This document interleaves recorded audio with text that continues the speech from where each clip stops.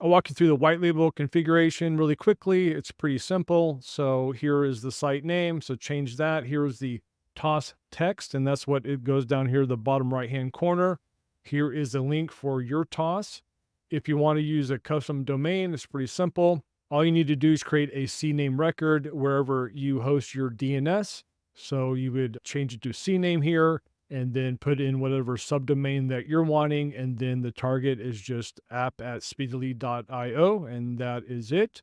Might take a little bit to propagate, but it should happen relatively quickly. The next is the copyright text, and that is what is right here. And then Usetiful token. So I'm using Usetiful for all of this information, as well as the buttons and other onboarding. If you're interested in getting that and white labeling that, you can let me know. You'll need to use my affiliate link to sign up for that. And then I will need to contact Usetiful and have them clone it. Let us know if you're interested.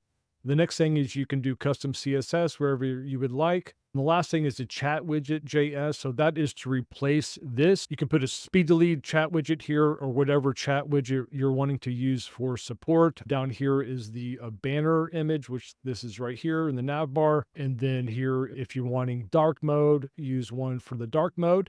You can also switch out the favicon that goes in the tab in your browser. So if you have any questions, let us know. Thanks.